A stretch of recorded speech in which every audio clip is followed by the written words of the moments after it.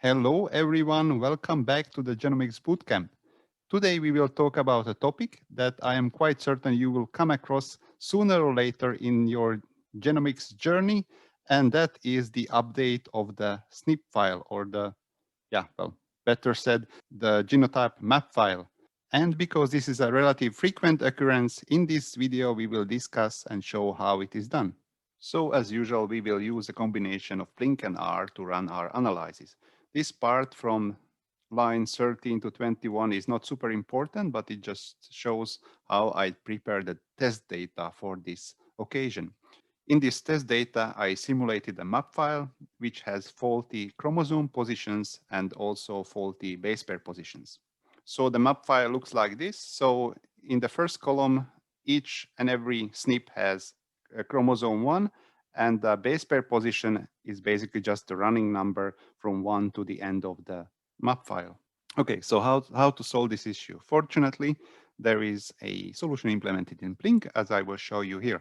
One thing that you need before, however, is a correct SNP map file. This you can get from the source where you got your data from initially, or because we are talking about standardized SNP files, any other SNP file would do. So the whole process is actually not that complicated, and it is described on the PLINK webpage. One thing that you need is an additional file that by default has the SNP ID in column 1 and the new value, what you want to update, with column 2.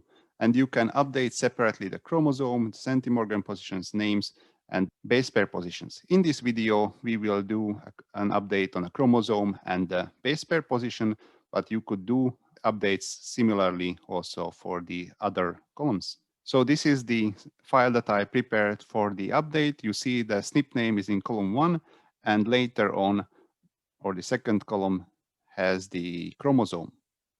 Actually, how to do this chromosome update to txt file is also described here. And then what you need to do is run PLINK, including the CHR update option, as shown here. When we run this, we see that the SNPs were indeed updated. So this is already the updated map file when you see that in the first column, there is already the nicely updated chromosome information. But there is even an easier solution than the one that I showed before. As I mentioned, there are some standardized SNP files we can use straight away for these updates. For this, we will utilize the additional options given by PLINK, where we can specify the column number for the update, chromosome update, and the column number for the ID that could be inserted straight to the PLINK line. So this is the map file where we see that the SNP names are in column 2, the chromosome is in column 1, and the SNP positions in base pairs are in column 4.